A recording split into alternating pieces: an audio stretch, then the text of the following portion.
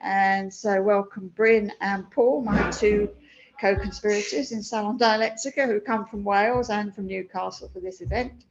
And Eric John Russell is our speaker, who's based in Berlin. I'll introduce him a bit more later on. So perhaps we just thought we'd just go around the room, seeing as we're a bit of an intimate collection, just say our names, where we live, and anything else you think's relevant. So my name's Sheila, I live in London basically, and I've been involved in politics for a long, long time and come from a sort of political background of Marxism, anarchism and libertarianism. So that's how I'll introduce myself. So we start with John. And I knew Michelle Prejean as well. Yeah. So, okay, let's put that as did I. So Michelle used to call me CJ because my initials are JC.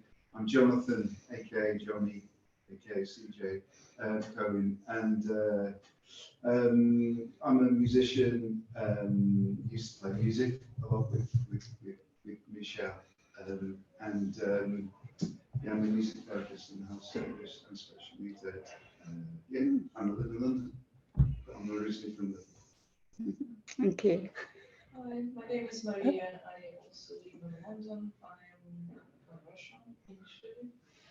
I've been living here for 9 years, and I'm teaching at Queen Mary, and I'm a Marxist. I'm a friend of Okay, thank you. I'm Paul, I'm from Newcastle, and I was a friend of Michelle's, and together with Bryn, we set up Kronos Publications. I'm Paul. Wow. I'm also a Marxist. I live in London, Muslims, and yeah, the way that I do is write for websites. I'm Tom. I live in Brighton. I work at university there, and very interested in John's work. And that's all we have to say. Jesus. Sorry. I was meant to sound supportive. On trial. I'm Joe. Yeah, pleased to be here. And I work on Marxism and techniques as well, based in London. I'm Will. I'm from Minnesota in the States. I just moved to London to do a philosophy master's. Peter from London, old friend of Michelle's, situationist. I'm Simon Forbes. I was also part of Michelle's cabal. We went from pub to pub. We ended up taxing ourselves. We'll go to the issue of cans with it. Anyway, I've never quite like that word Marxist. I prefer to call myself scientific socialist, which is what Marx and Engels called themselves. Okay. So I prefer that expression. Which is not a holy writ. Hi, I'm Bryn. I also knew Michelle for a long time, and as Paul said, we were involved with Kronos. Everybody's labelling themselves. I would label myself as an anarchist communist. Okay, thank you all for just doing that. Basically, we kind of started as a reading group. A couple of years ago, it was actually Bryn's idea to set up a reading group, and then we kind of morphed into doing this salon thing, and it was a kind of memorial to Michel Prejean, who I think we all knew, to his work in the Situationist movement, all the translations he did, his history with Guy Debord and people like that who he knew, and on the British left, the English left, I suppose, particularly in London, where he was very well known. So when he died, we wanted to set up this memorial, this memory, and so this is kind of part of our memorial. So we'll kind of try and have an annual lecture each year.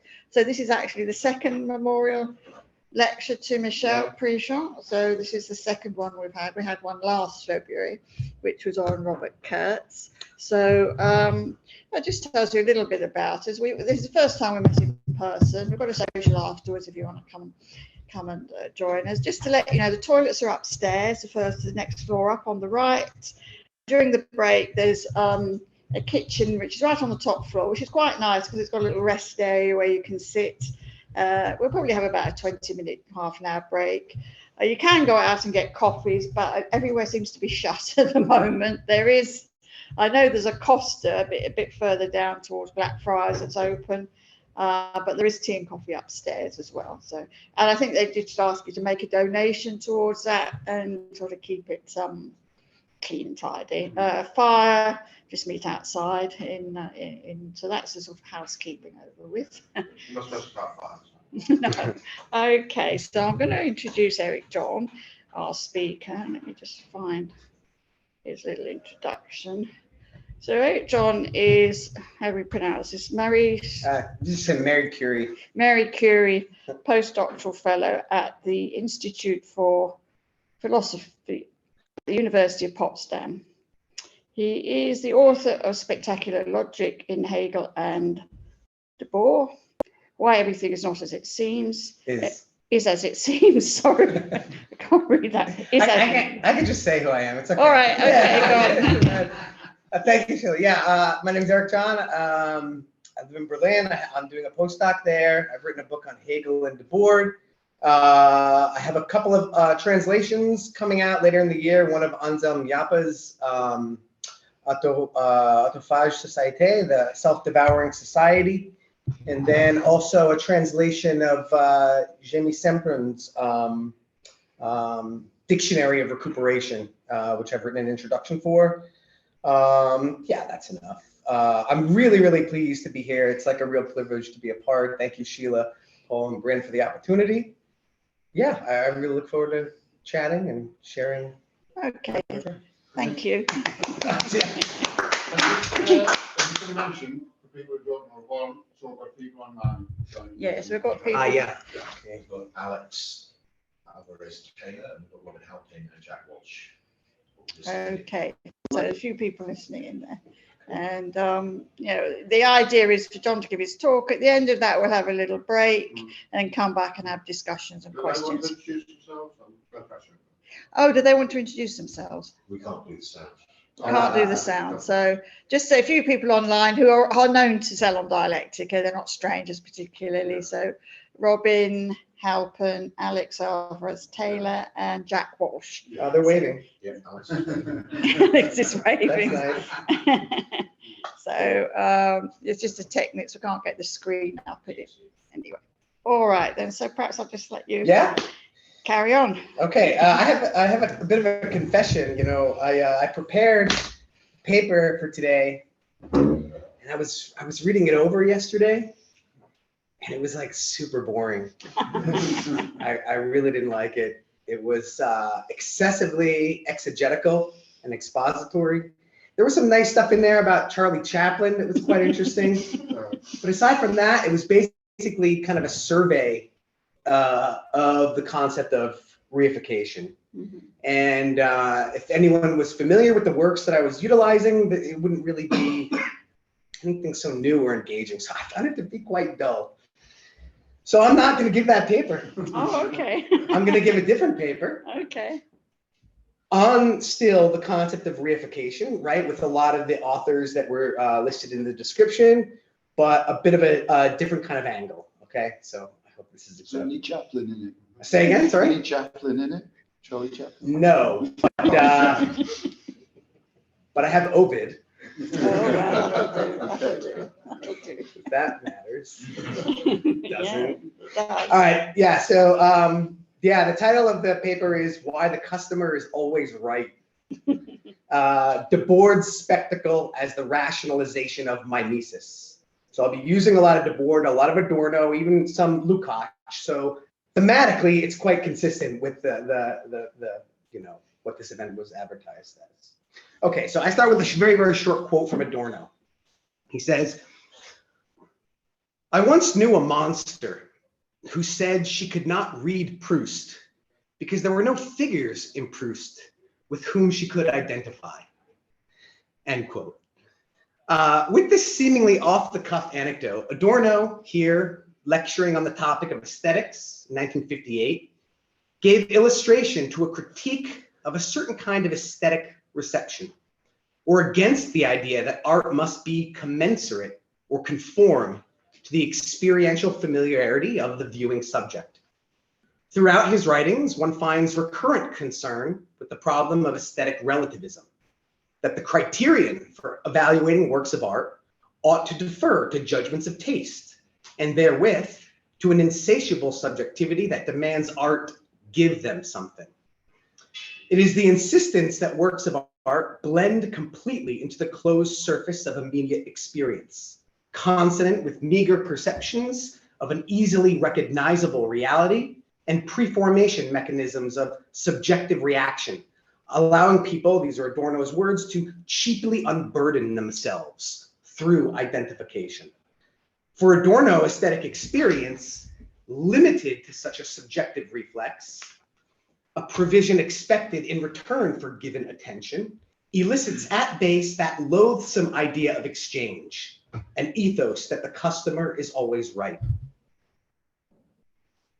For Adorno, when the mimetic component of aesthetic experience is reduced to mere duplication or replication of empirical reality and a priori categories of perception, to the exercise of just recognizing the always already familiar, we've entered the arena of industrial culture, where art fails to demarcate itself adequately from the schematism of an administered world of commodity relations, liquidating the boundary between itself and reality, most enticingly, for example, when it's based on a true story.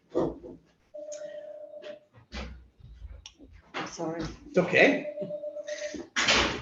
A social world economically structured around omnipresent compulsion for identification with the immediate appearances of everyday reality. Where's that coming? Isn't it something online or something? There's someone trying to get in. Oh.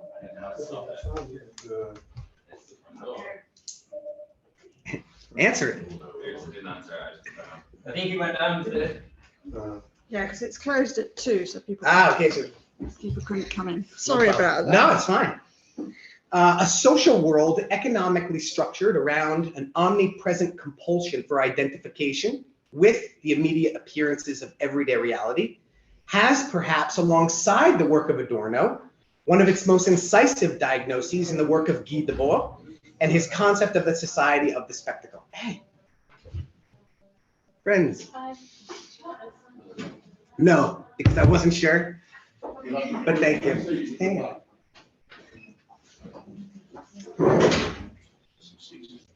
There's a couch here too, if you want it. Under the window sitting there.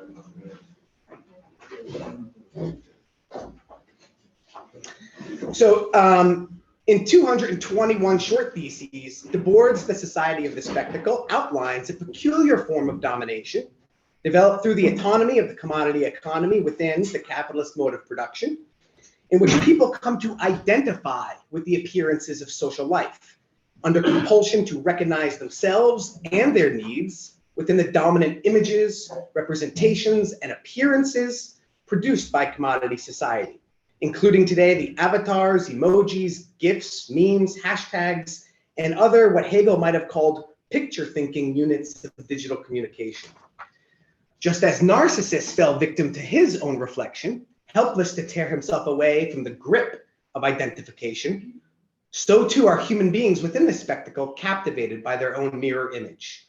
Against the need for social reassurance and recognition, nothing is worse than failing to be noticed. So, as I'll explore today, Debord's concept of the spectacle incorporates what Joseph Goebbels has termed the Identitätszwang, that is, the compulsion for identification. Yet the literature around Debord that has taken more seriously his Hegelian and Marxist thinking has tended to overemphasize not the significance of identification within the logic of the spectacle, but rather the importance of separation. But this is for very, very good reason. The social cohesion of the society of the spectacle is produced through separation, right? It's a social separation of human beings from their own activity, falsified into appearances operating outside of their control. For Debord, quote, the triumph of an economic system founded on separation leads to the proletarianization of the world, end quote. Characteristic here is, of course, a relation of dispossession, a detachment, dislocation, or bifurcation of the proletariat from its own conditions of existence, subject to forces experienced as coercively imposed upon it. Yet the phenomena of separation and alienation, conceived here as a kind of antinomic distanciation is only part of Debord's critical diagnosis.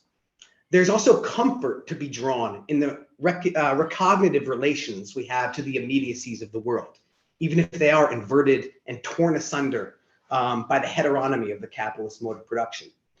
For Debord, the society of the spectacle, as the form capitalism took over the 20th century, it has inaugurated universal modes of pathological identification, mechanisms of recognition not easily dismissed under the rubric of a hostile schism. Single recourse to the framework of division, I think, risks failing to grasp the spectacle as, and these are his words, the social organization of appearances and the ways in which human beings are entangled in its reproduction.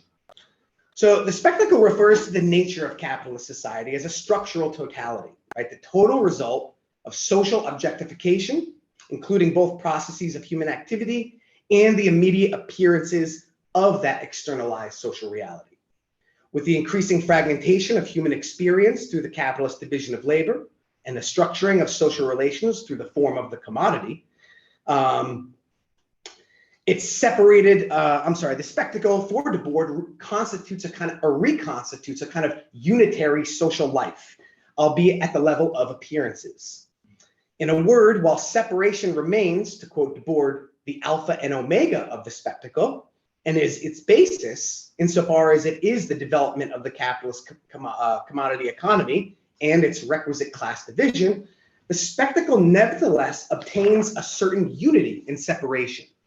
Complex logic, right, beyond the scope of what I'll present today, but concomitant with Marx's critique of political economy and Hegel's notion of speculative identity. So this is where Debord, I think, in his analysis, makes considerable strides beyond the young Marx or even Lukács's concept of reification. That is, the spectacle comprises an integrative socialization, cohering through a principle of identity, soliciting not only passive contemplation from the standpoint of spectators, but also active and participatory identification, with individuals, quote, recognizing themselves in the dominant images of need, end quote. So the book, The Society of the Spectacle, expounds not simply a social situation in which fragmentation abounds without any reconciliation between subject and object, but rather, as a 1966 article from issue 10 of the SI Journal makes explicit, a reconstructed, quote, lost paradise of unitary societies, a reality entirely reduced to the quantitative, thoroughly dominated by the principle of identity, end quote. But the article continues, the logical principle of identity has found, quote, its appropriate realization in the commodity spectacle. The flat and disincarnated positivity installed by the commodity spectacle thereby realizes identity not simply as an illusory fantasy, but actual through the formalization of social relations by exchange. There's a principle of identity between spectacle and spectators, whereby the former furnishes the latter with an entire purview of social possibility and satisfaction, and at its most nefarious, compels the latter to collapse into the former without remainder. So I'm going to argue now that the mode of identification constitutive of the society of the spectacle is really best illustrated through a concept of mimesis. That is, I'm going to give greater focus to the overwhelming social mandate for pathological identification, equivalence, and mimetic adaptation to the dominant appearance forms of capitalist society. I'm going to proceed through discursive variations on the critical usage of the concept of mimesis, particularly with the work of Adorno, but also with the writings of Roger Caillois and Joseph Goebbels, all of whom, in my view, provide greater insight for the role of mimetic behavior within Debord's concept of the spectacle. But the aim here is also to advance a concept of mimesis as a critical framework for understanding spectacular domination. But more broadly, I kind of seek to establish a more firm continuity between Debord's diagnosis and the first generation of Frankfurt School critical theory, specifically the work of Adorno. In my view, it's not sufficiently recognized that Debord ought to reside in that same tradition of working out a critical theory of society based on the dynamics of commodity exchange. So I'll hope to demonstrate that it's not simply the case that what binds the work of Debord to critical theory is like a common concern over generic issues of alienation or reification, or that both merely scrutinize more closely how human beings subordinate themselves to things. More specifically, it's the spectacular logic of identification, of rendering commensurable like with like as the rationalization of mimesis that was so central for Adorno and Horkheimer in Dialectic of Enlightenment. And I think that's where Debord's diagnosis finds its strongest support. So I begin the next section here. Walter Benjamin. He famously inquired into the historical development of the mimetic faculty, whether or not there might be a decay or transformation of what he viewed as this natural comportment. As he writes, quote, neither mimetic powers nor mimetic objects have remained unchanged over time, and that on the whole, a unified direction is perceptible in the historical development of the mimetic faculty, end quote. It's within Benjamin's broader proposition that the mimetic faculties have anthropologically undergone a kind of decomposition, you might say, that mimesis can begin to emerge as a critical heuristic to discover how mimetic behavior becomes entangled with modern forms of domination and corresponding forms of anxiety and psychological disorder. The book, Dialectic of Enlightenment, right, traverses the history of the mimetic faculty in and through a critique of rationality, specifically situated within a subject's relationship to the objective world, one for which the movement of imitation, and this is going back to Aristotle, is based on an instinct expressed in the relation of a subject towards an object. This subject is the consciousness of an ego that rests its identity on reason, while the object amounts to that which is different, incommensurable, or in Adorno's words, non-identical. Imitation becomes the disposition for experiencing an object, one for which the subject seeks likeness in order to rationally grasp that object. For both Adorno and Horkheimer, the history of the mimetic faculty is inextricably tied to the history of rationality itself, a development which witnesses the scientifically rationalized bourgeois subject of the late 18th century ascend from an incipient self characterized by magical practices of the myth-oriented subject of, let's say, primeval societies. This is admittedly, right, a speculative history of rationality, of course, the Dialectic of Enlightenment. It's speculative insofar that it consists, or it proposes a development of man's relation to and domination of nature as grounded in myth, of course. But the work nevertheless traces the manner in which the rationality of enlightenment is not simply opposed to myth, right, but already located within the phenomena of myth as the kind of first effort at grasping one's object in order to dominate it, out of a kind of compulsion for self-preservation. In a word, it's fear that initiates imitation. The self wants to be like the objective power it fears. Mimetic behavior becomes the protective sort of self-defense mechanism for a self adapting to its environment. This process consists in the mastering of nature, whereby an emergent self gradually establishes itself as in opposition to nature, and in this objectification, the self sort of projects personifications upon nature. Nature possesses powers, thereby grounding it as myth, as an object of knowledge. The constitution of myth thereby emerges as the rationalization of man's fear of nature and efforts at self-preservation. Myth seeks to report, narrate, and explain the phenomena of nature as definitively as an external force. So the phase of mythology proceeds in the book, right, according to this development of human beings adapting to the power of gods through the medium of sacrifice to ensure their self-preservation. The consciousness of myth as such consists in the compulsion of owing something to the gods, a ritualistic mode of communication with the deity that, for Adorno at least, prefigures exchange relations. The self-preservation of mythic society comes to depend on a form of exchange with the mythical forces in the form of sacrifice, executing a communication with those projected deities. Sacrifice is thereby the result of human beings mimetically adapting themselves to nature in order to escape its hostility, developing the logic of self-preservation into a realm of commensurability. Yet, of course, for Adorno and Horkheimer, Enlightenment thinking doesn't abolish the practice of mythic sacrifice, but rather facilitates its transformation into formalized exchange relations.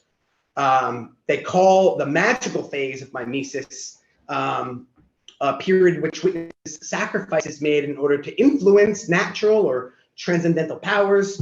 The exchange relation constitutive of its historical phase, on the other hand, refers to the rational self seeking its own preservation.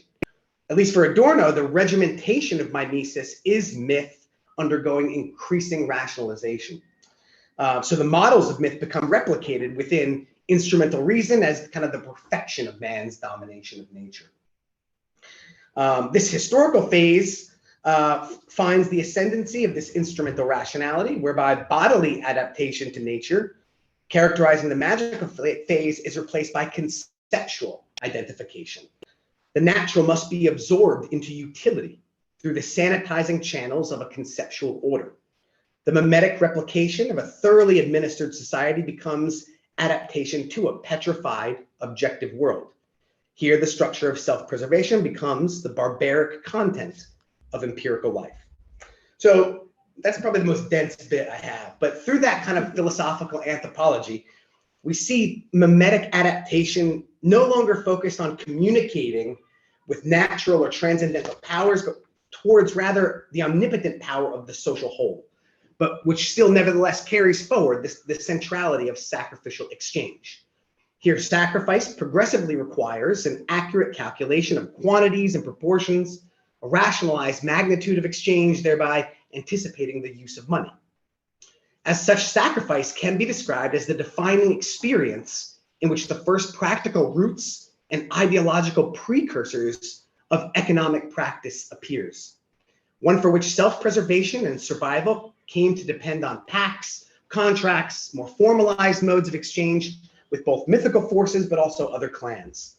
Myth, then, facilitating the development of the exchange relation, functions to conceal the cunning of exchange.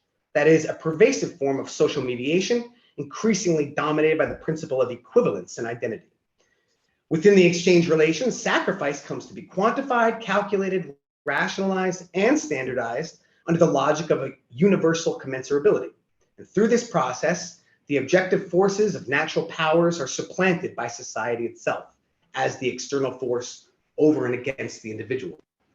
Here, the dynamic of myth is reproduced through its deification. In a word, modernity becomes mythic. Instead of a subordination to magical or mythical forces, there is now a subordination to a rationality which attains mythic proportions as it imposes a civilizing process.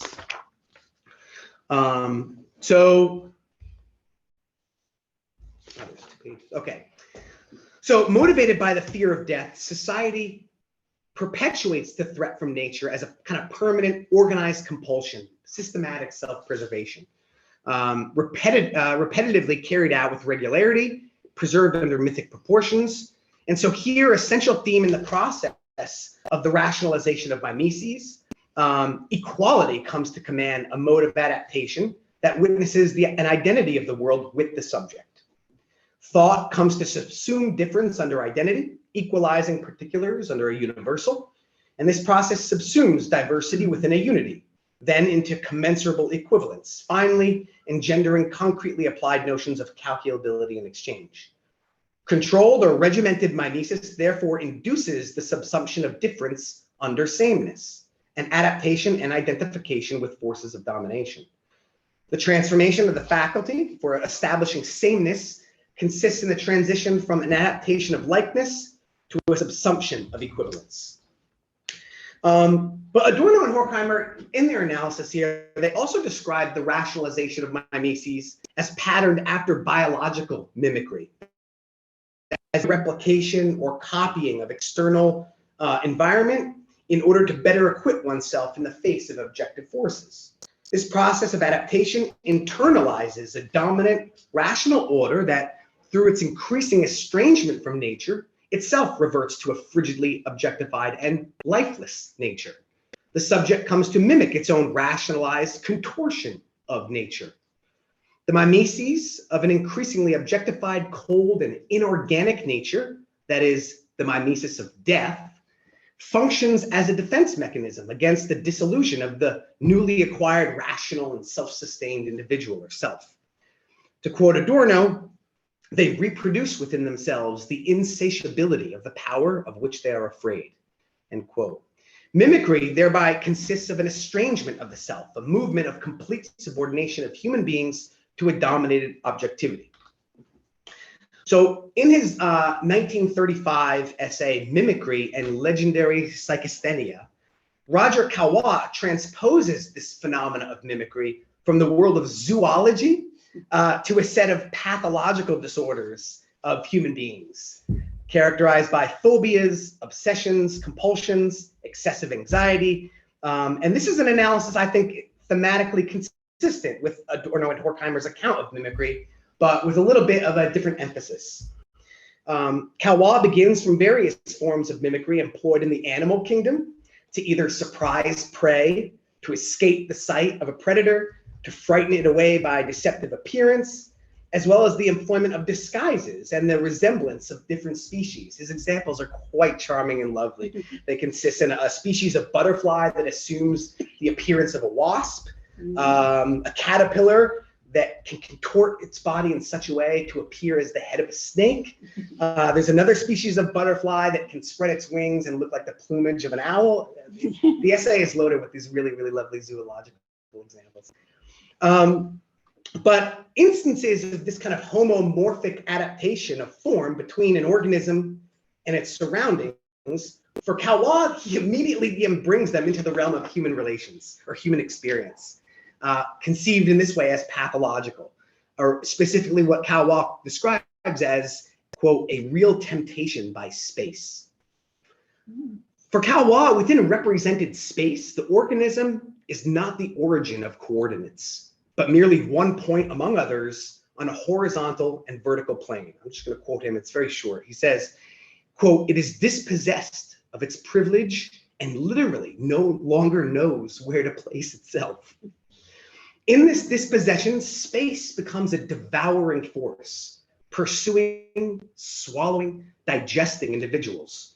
The result is a certain depersonalization through the mimetic assimilation to space, a point, of course, sociologically registered by David Reisman in his famous 1950 study, The Lonely Crowd, a work incidentally very important for Debord, of course. Similar to Caillois, Debord, he also identifies, right, the encroachment of spatialization for the theory of spectacle, which is another important lineage between him and Lukács also.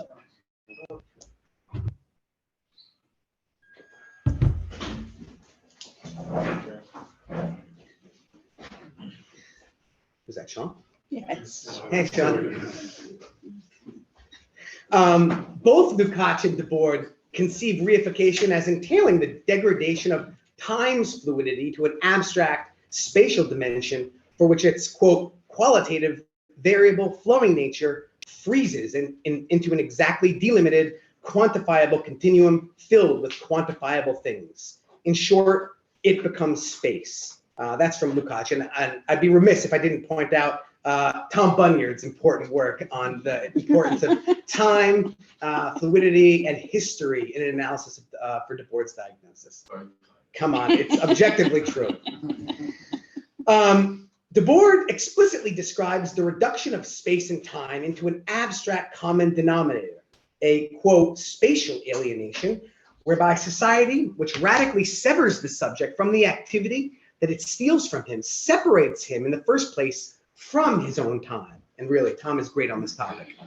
But at least for Caillois, this form of adaptation is concomitant with a decline in the feeling of personality and life of the individual, or a generalization of abstract space at the expense of the individual. The instinct for self-preservation thus leads to an instinct for self-renunciation. The individual, and this is Caillois, quote, tries to look at himself from any point whatever in space. He feels himself becoming space, dark space, where things cannot be put. He is similar, not to something, but just similar. I think it's vicious. I love that. Once nature is rendered into a kind of object of mechanical rationality, to mimetically adapt to it, in Calwa's case, space in the abstract, is to internalize its inanimate significance. Mimicry, again, becomes the adaptation to a lifelessness in the interest of self-preservation. It's the synchronization of the self with an estranged world. Like a moth to a flame, it becomes identitätsfang. Yet the faculty of mimesis remains in the interest of self-preservation, such that, quote, this is a door note, the tribute life pays for its continued existence is adaptation to death. I'm more than halfway done, and I move now to the gobble here.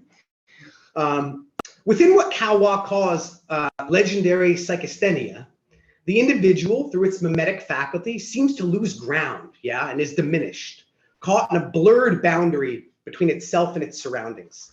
This form of adaptation cultivates and arouses within the individual, quote, equivalent behavior, a pathological phenomenon Calwa borrows from the phenomenological psychiatry of Eugene Minkowski, who heavily influenced one of Debord's inspirations for Society of the Spectacle, namely the work of Joseph Goebbels. For the concept of the spectacle, Debord's reliance on Goebbels' 1962 book, False Consciousness, an essay on reification, it's remarkably absent from the literature on Debord. The influence is very seldomly recognized. Oddly, Goebbels draws a parallel between ideology and schizophrenia, an association that Debord relates directly to the concept of spectacle and its development of the exchange process, which elevates to the level of the whole a kind of axiom of identification. It's therefore, in my view, kind of crucial that we look at Goebbels' thesis, since Debord adopted a number of its insights. I mean, I won't go into all of them, I'll go into one basically, but it's worth doing. Through a synthesis of Lukács's theory of reification, Karl Mannheim's concept of total ideology, and the interwar existential and phenomenological psychiatry of both Minkowski and Ludwig Binswanger, sorry. This is sort of all the major primary resources that Goebbels uses as he proceeds with his theory of reification. Goebbels, in this way, sort of provides a psychosociological theory of consciousness, specifically through a parallel between a reified relation to the world and a clinical psychiatric condition of schizophrenia, both sharing a certain kind of rationality which, similar to Calwa, subordinates temporal experience to excessive spatialization. Here, reification is said to be analogous to schizophrenic symptoms, and as a result, the aporetic gap between subject and object is filled with pathological identification. Goebbels' term for this process is what he calls morbid rationalism.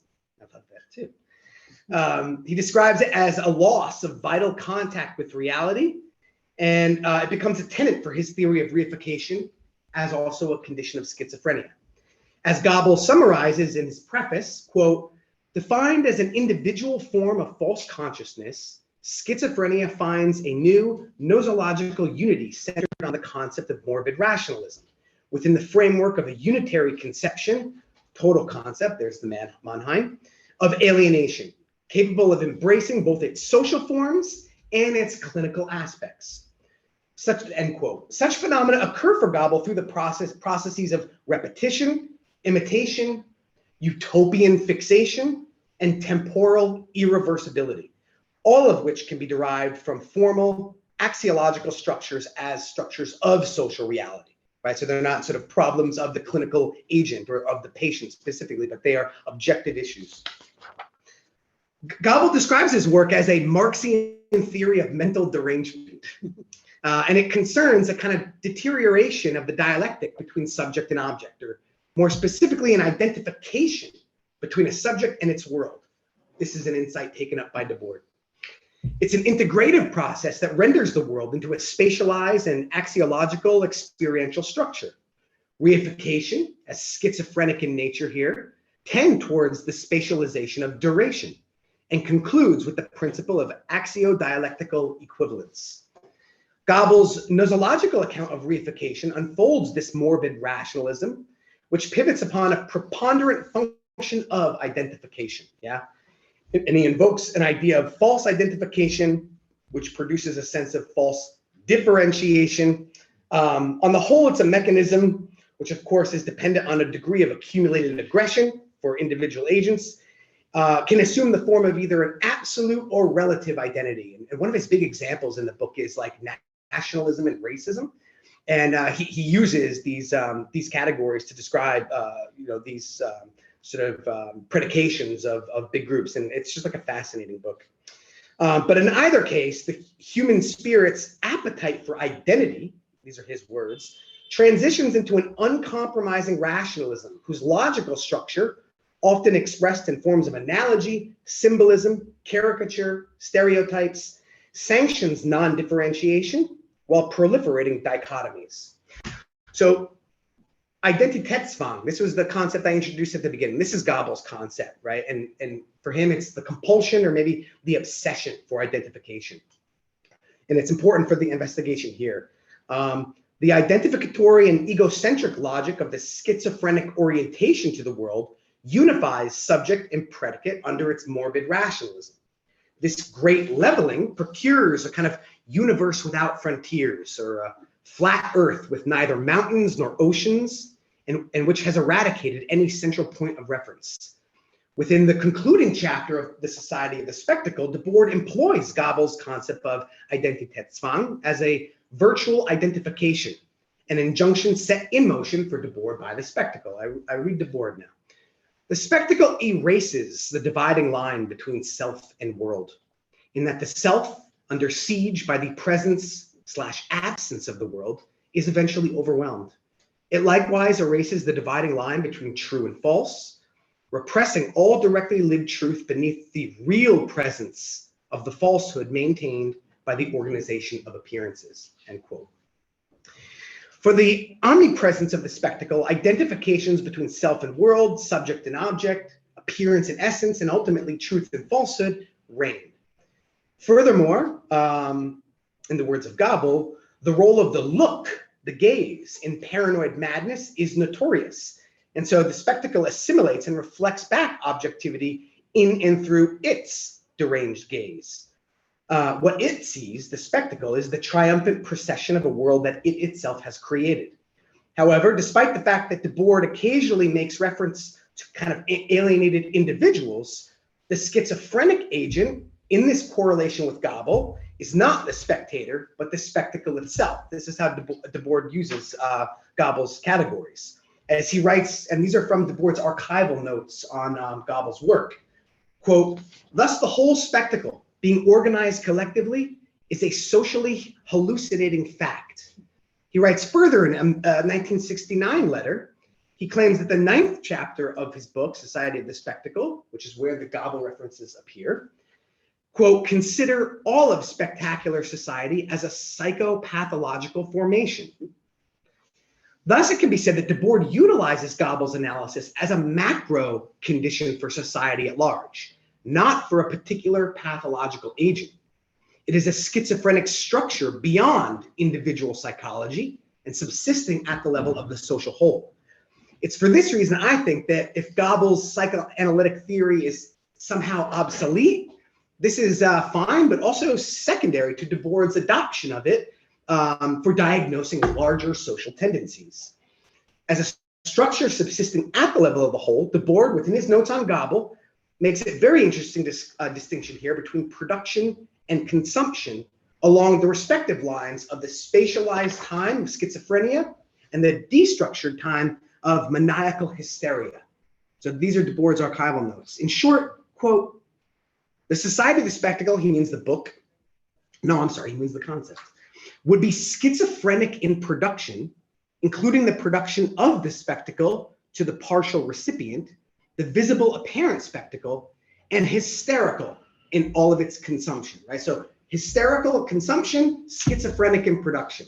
Right? He's being very playful with psychoanalytic categories here.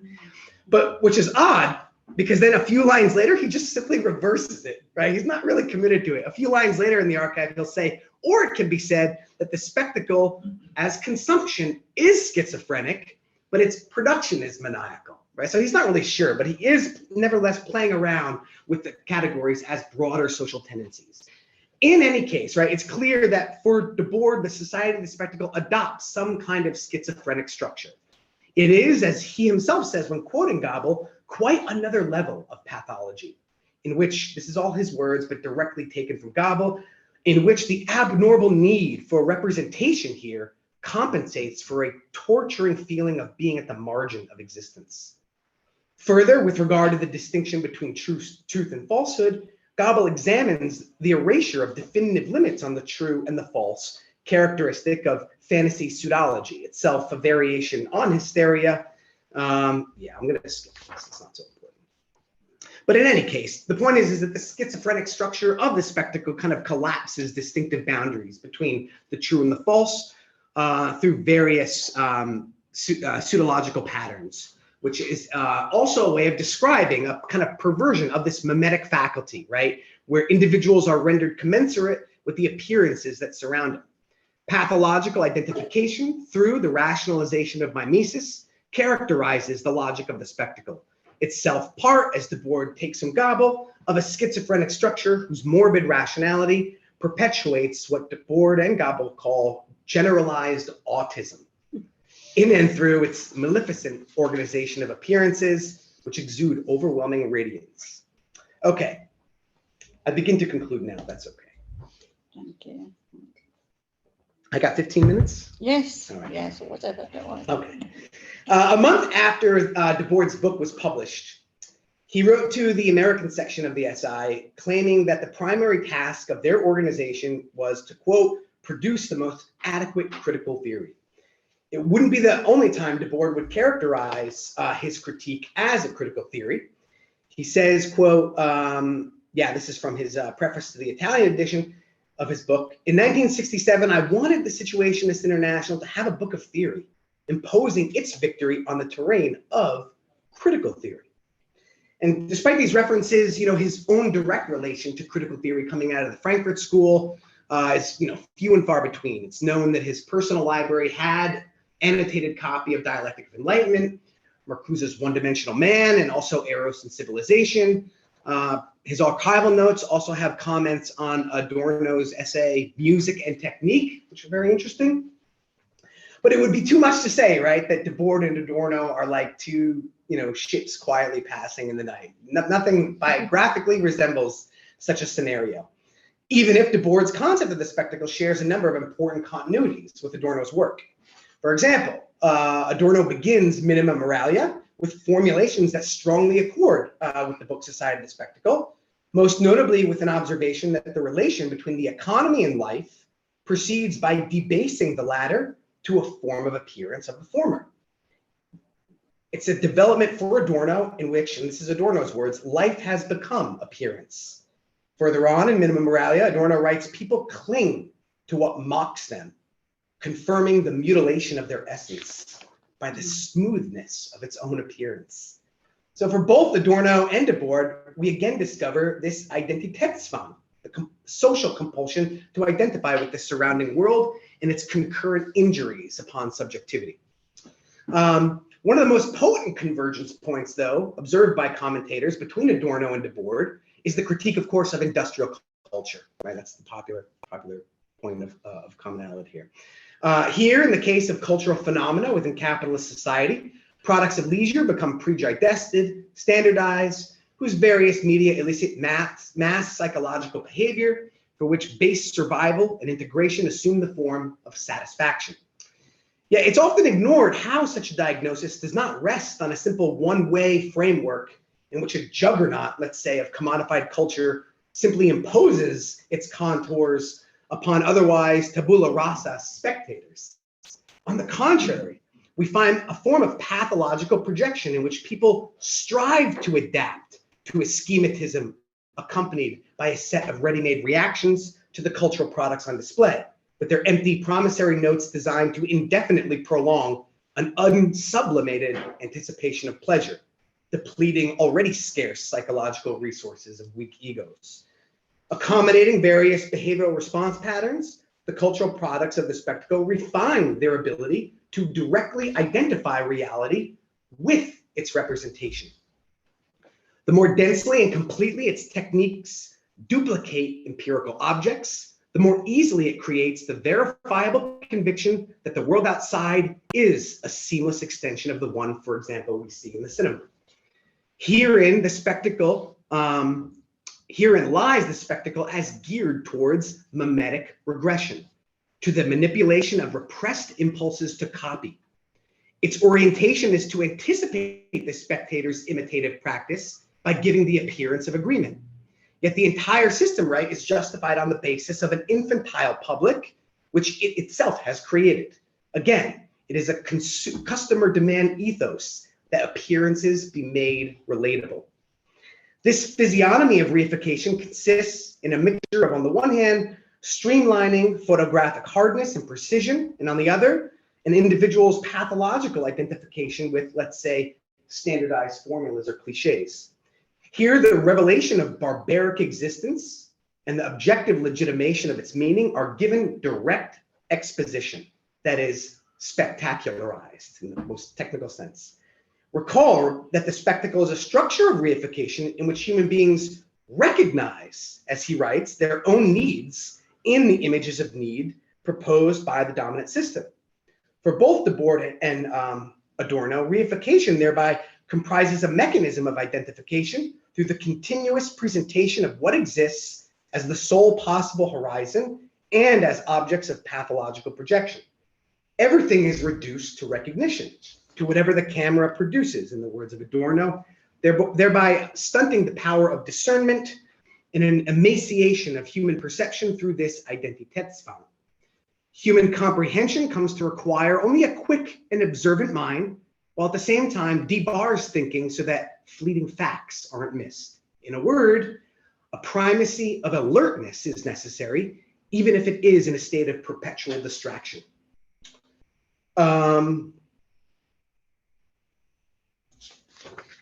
Okay. I think the pathological projection constitutive of the spectacle is inadvertently described throughout Dialectic of Enlightenment. But if the book if readers of that book remain content to just draw similarities between the culture industry essay and the centrality of Identitätsfang, the diagnosis won't actually emerge. I think it's rather the case that the full significance of the critique of industrial culture, that is how pathic projection as its fundamental theoretical core, is what most precisely establishes the continuity between Debord and Adorno's diagnosis. And I think this really only comes to fruition in the subsequent chapter, that is, elements of anti-Semitism. There, Adorno and Horkheimer invoke a psychoanalytic theory of false projection as the repression or reversal of mimesis, whereby, and these are their words, if mimesis makes itself resemble its surroundings, false projection makes its surroundings resemble itself. Here, the rationalization of mimesis is translated into a pathic character trait of reified consciousness, a self which is mimetically structured by the society it inhabits, for which it then projects its psychosomatic damages back onto the world. This process of replication emerges as fundamental to the rationalized mimetic faculty, whereby volatile inwardness is displaced onto the world at large and reconstituted in its own degraded image.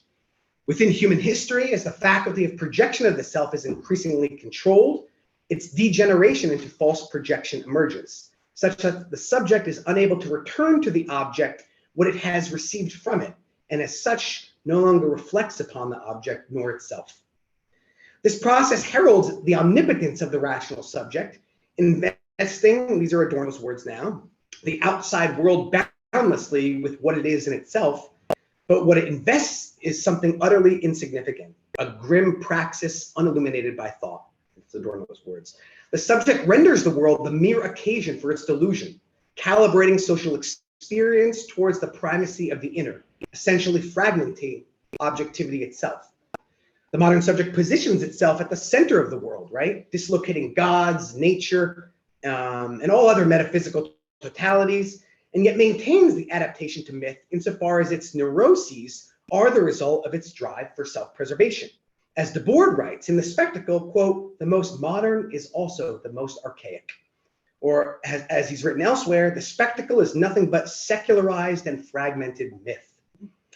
The world is perceived only insofar as it corresponds to the subject's blind purpose of self-interest, the cold means of self-preservation, and to be touched by this world awakens in them shame and rage, exemplified, of course, in the doctrine of the idiosyncratic image of the Jew that appears to refuse all assimilation and adaptation, that is, a deficient adaptation. The analysis of anti-Semitism pivots upon the rationalization of mimesis, driven by the urge of sameness and the sanctioned rage of the collective body. It is, quote, a situation in which blinded people, deprived of subjectivity, are let loose as subjects. It's frightening. It is here worth repeating that such a dynamic in which damaged subjects are let loose cannot be captured within that framework that upholds passivity as the sole criterion by which individuals take in the world. There's nothing simply passive about the march of the brown shirts, nor the however meager agency allotted to composing one's Spotify playlist. Mimetic adaptation, which in the case of Adorno, is the diagnostic for grasping continuity between industrial culture and fascism, requires at every instance active participation. I love this one line from a controversial ultra-left journal. The concentration camp is the hell of a world whose heaven is the supermarket. The volatile interiority of such damaged subjects under the mandate, no, I'll just repeat here because it's worth repeating. The customer is always right. I begin to conclude now, or properly conclude, sorry. Lukács tells us that in the commodity, the worker recognizes himself in objectified form, that its consciousness is the self-consciousness of the commodity. Discovered here is the kernel of how recognitive relations can be pregnant with various pathological relations to both oneself and the outside world. Not simply, however, as a phenomena of intersubjective relations or moral transgressions, but an objective characteristic of capitalist commodity production. That is, in the way in which this society has transformed the mimetic faculty of human beings. If for Axel Honneth, recognition precedes cognition, then mimesis is a precondition for recognition, since to recognize is to identify familiarity within an environment of difference. Not only for ethical bonding, but recognition can also be a provisio for hatred and indifference, or following Adorno and the spectacle's solicitations, as I've described them, identification with the aggressor as a self-defensive mechanism.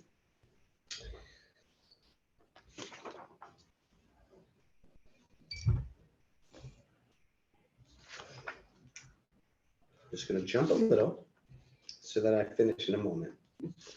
Okay, we'll allow that. Yeah. I mean, I have a bunch of material here on the, right, so contemporary critical theory has really elevated the importance of recognition as some kind of, criterion of critique. And so I just have a lot of material here on the bastardization of cognitive relationships that we get through this analysis of the rationalization of mimesis. You get the idea, I think. Okay. For Adorno, mimesis is, quote, what reaches back into the biological dimension. It consists of a thoroughly participatory attitude towards reality, for which the subject-object relation is abandoned to the disposition and comportment of self-likeness. However, in its rationalization, mimesis transforms into the defensive mode of mimicry, a vicious cycle by which the fear of objective forces foments the principle of identification. I call this the real subsumption of humanity's mimetic impulse. I think it clarifies a form of domination characterized by a process of commensurable identification of the non-identical, a depreciated ability to differentiate, characteristic of the projective identification of reducing particulars to abstract equivalents, that is, of the commodity form's qualitative incentive for the quantitative.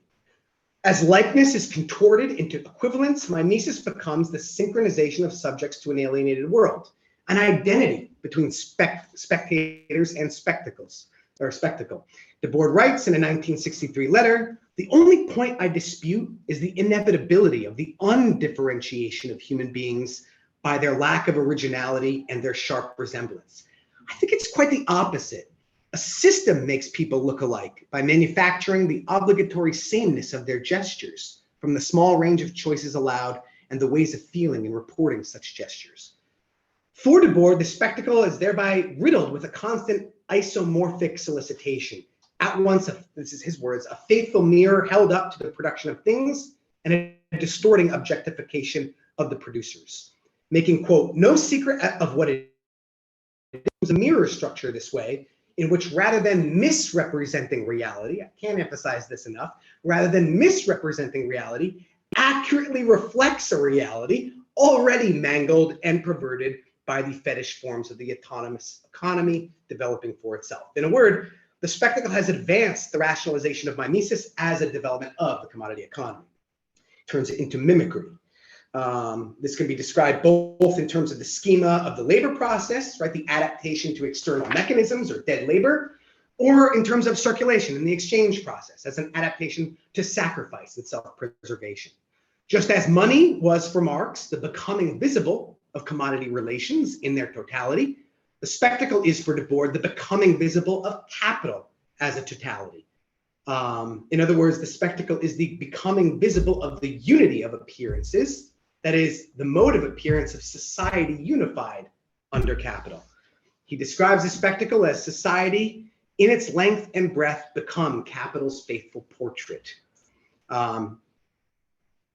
Within the spectacle, social activity is made to appear, and in doing so is embedded with mimetic import. This entails the organization of human perception, defining what is to be seen with how it is to be apprehended, that is, through pathic identification. It, of course, as Debord writes, naturally finds vision to be the most privileged human sense, in which the sense of touch was for other epochs. But of course, the spectacle says nothing more than that which is good appears, and that which appears is good. I think I've reversed it. This is an optimal environment for mimetic identification. And of course, we find, I end now, a similar diagnostic within the work of Adorno, that is, a social whole that need only disclose itself in order to justify itself. Here, consistent with the society of the spectacle, the exposition of social conditions becomes part of the very mystification of those social conditions, insofar as it cultivates and stimulates mimetic regression towards recognizing the already familiar, authoritarian intolerance towards ambiguity, famously, and as the confirmation of a damaged subject's pathological projections. It's for this reason that Adorno can say, rather enigmatically, the surface of life, the immediacy it makes available to people, that itself has become ideology. The critique of mimetic identification and its allurements remain part of Adorno's critical theory of society, then, no less than the spectacle's organization of appearances theorized by Debord. For both of them, the aggressive demand that the world bend to our barbarically diminished expectations, right, the customer ethos, is indexical, I think, of a barbarically diminished horizon of experience itself. I'll leave it on that pleasant, uplifting note. Thank you.